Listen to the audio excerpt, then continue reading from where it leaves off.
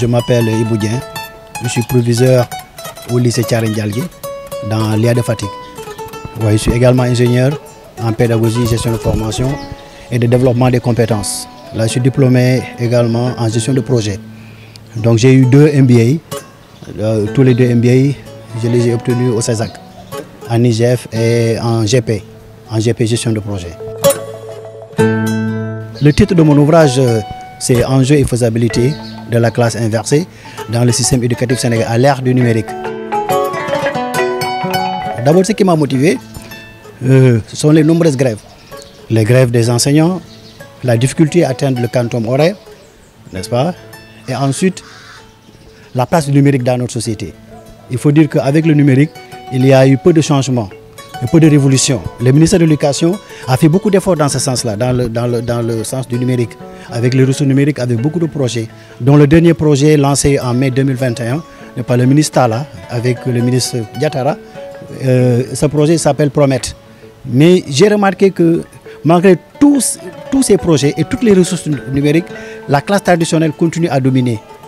Avec les grèves, vous avez vu, récemment il y a 28 jours de grève. Maintenant, le ministre a dit qu'il faut privilégier le téléenseignement. Et cet ouvrage vient à son heure pour au moins autonomiser l'apprenant, le rendre autonome et aussi gagner du temps. La classe traditionnelle, c'est quoi? Parce que pour comprendre la classe inversée, il faut partir de la classe traditionnelle.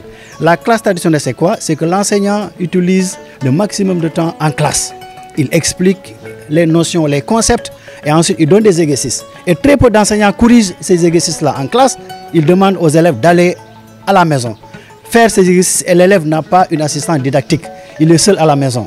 Il revient, certains enseignants ne corrigent pas, d'autres corrigent, la majeure partie corrige, mais corrigent très rapidement. Il n'y a pas assez de compétences qui sont installées. Maintenant, la classe inversée dit quoi?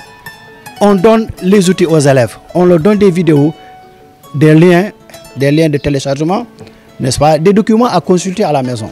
Ils ont le maximum de temps et à leur guise. Donc, une fois à la maison, ils apprennent leurs leçons, ils consultent des sites internet. Maintenant, avec les consignes de l'enseignant, l'enseignant ne laisse pas les élèves.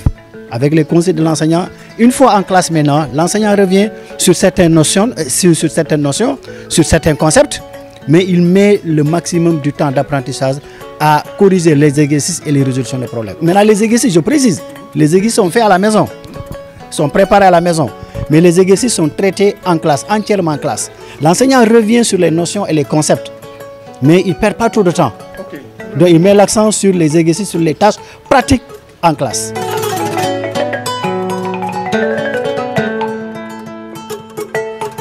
C'est ça, j'ai fait des propositions techniques, des propositions pédagogiques, n'est-ce pas, au ministère de l'Éducation nationale, à l'État du Sénégal.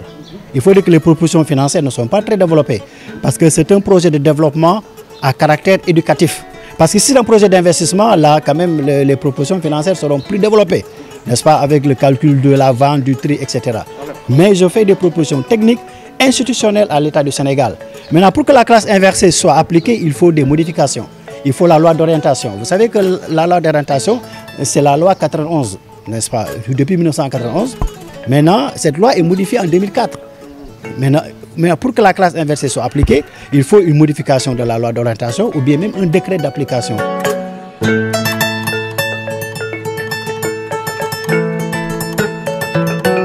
Il y a plusieurs thématiques, c'est ça, qui sont développées dans l'ouvrage, mais principalement, les thématiques, c'est quoi?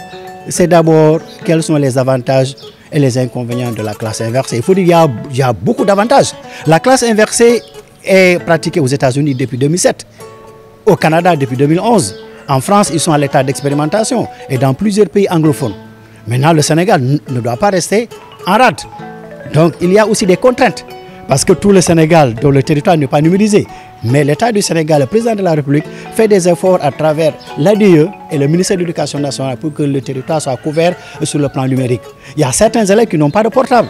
Il faut dire que la classe inversée peut se faire sans le numérique. Mais avec le numérique, la classe inversée, ça va plus vite et c'est plus rentable. Donc voici les avantages et les inconvénients. Il y a quelques inconvénients, mais ces inconvénients ne doivent pas nous limiter.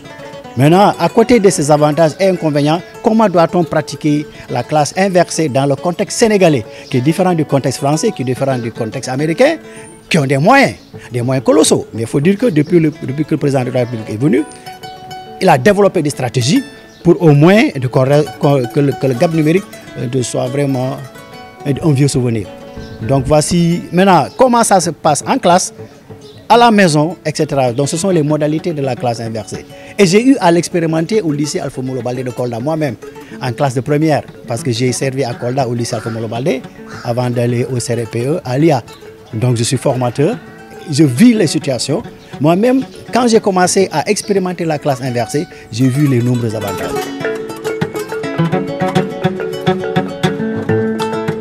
Dans cet ouvrage, donc c'est le résumé de mon parcours. Et aussi, c'est comment optimiser le temps d'apprentissage en classe. Parce qu'il faut dire que tous les élèves sont connectés. Et c'est pourquoi Michel Serres disait que cet élève qu'on a aujourd'hui, il est différent de l'élève qu'on avait il y a 10 ans. Parce qu'il est toujours connecté. Hein? Il compare notre monde, surtout le monde des jeunes, au monde, il dit, la petite poussette. C'est quoi? Donc il faut que cette classe inversée soit appliquée. Les gens ont peur des changements de paradigme. Et on est toujours dans notre zone de confort. Ça, c'est juste une contribution pour développer le système d'apprentissage, le système enseignement-apprentissage au Sénégal et aussi pour que les élèves soient autonomes.